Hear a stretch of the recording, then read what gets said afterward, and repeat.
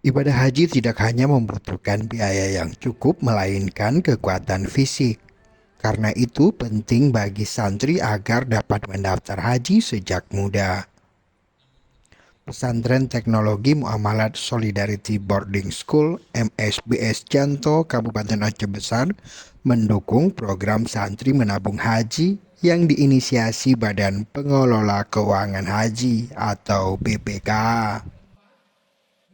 Pimpinan Pesantren Teknologi MSBS Janto, Ustadz Gunawan Indra mengatakan dukungan tersebut untuk mendidik santri mengelola keuangannya dengan baik untuk menunaikan ibadah haji di usia muda.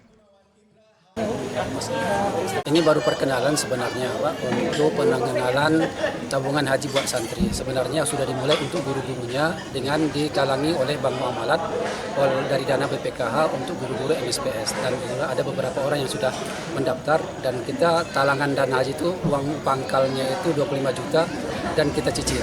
Sebelumnya, Badan Pengelola Keuangan Haji BPKH mensosialisasikan program menabung haji sejak usia dini di Pesantren Teknologi MSBS Janto, Kabupaten Aceh Besar. BPKH mendorong para santri menabung haji sejak dini sehingga dapat menunaikan ibadah haji pada usia muda. Apalagi saat ini antrean haji mencapai 5,3 juta orang dengan masa tunggu 26 tahun. Makanya kita mendorong supaya anak-anak muda itu mulai punya perencanaan keuangan.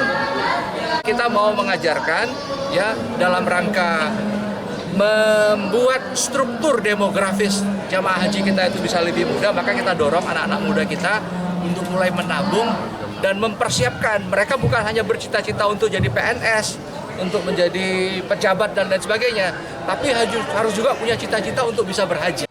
Pesantren Teknologi MSBS Janto saat ini mendidik sebanyak 376 santri untuk jenjang SMP dan SMK. Dari jumlah tersebut, sebanyak 122 santri diantaranya dari kalangan keluarga kurang mampu. Dari Aceh Besar, Tim Liputan Aceh Video.